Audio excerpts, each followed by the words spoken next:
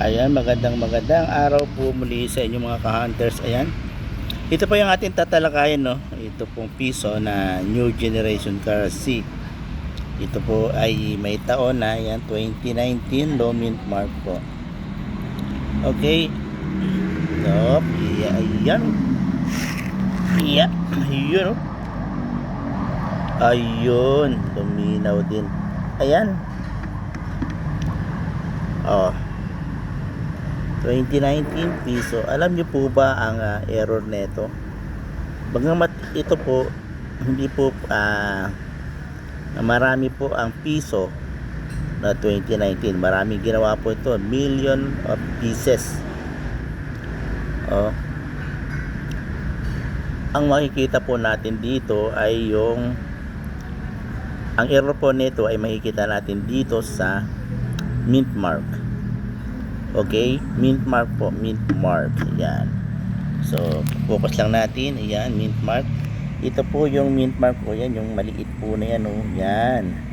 Yan po kasi yung logo or emblem ng yung paggagawa po ng coins. Para makilala po kung saan po nanggaling o saan ginawa ang barya. Minted, o yun, minted kung saan ginawa. Yun na nga rin, pabalik-balik lang ako. Okay, so i-focus po natin din mga ka-hunters. Okay.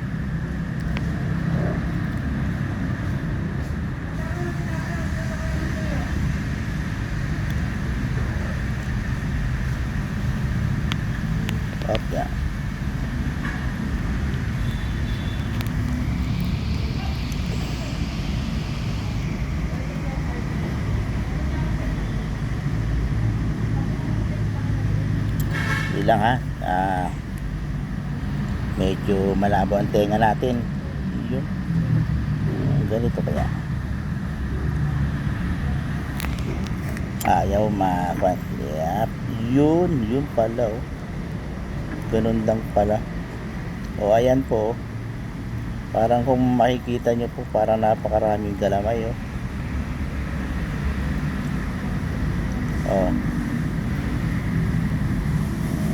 pasensya na at yung camera ko cellphone lang to.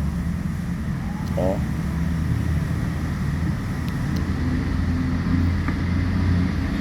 Ayan po. Double mint po yan. Ayan, oh. Double mint po, kaya ganyan po ang itsura niyan. Kasi sa regular po, ganito po ang regular niyan. Papakita ko po sa inyo.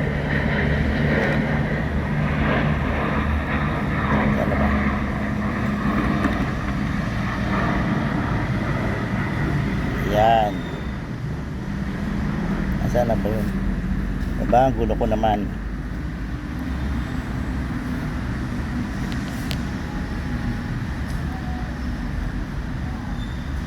Oh, yan lang po siya.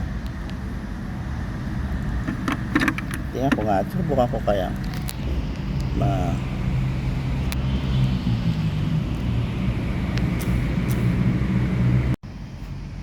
Ayan po.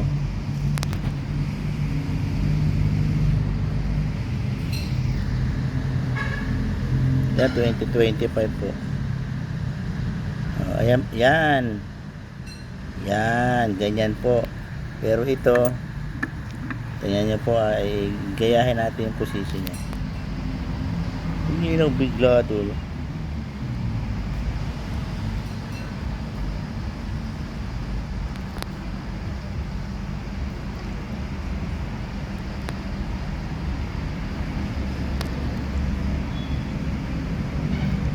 Ayan, oh, kita nyo, tuldok pala yung isa na yun. Oh, ayan. Paano ba to? Ganito kaya.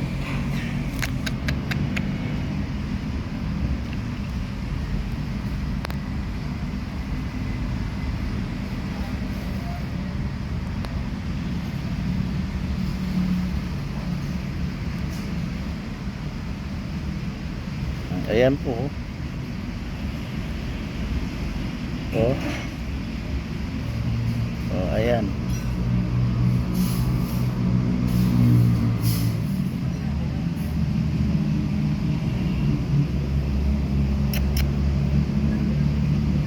So ayan po, napakalinaw oh. Ayan, kaya kung kayo po ay makakakita ng mga ganyang coins po, huwag niyo pong baliwalain po yan, yan ganyang mga coins. Kasi po, ito po ay maituturing po na double die error.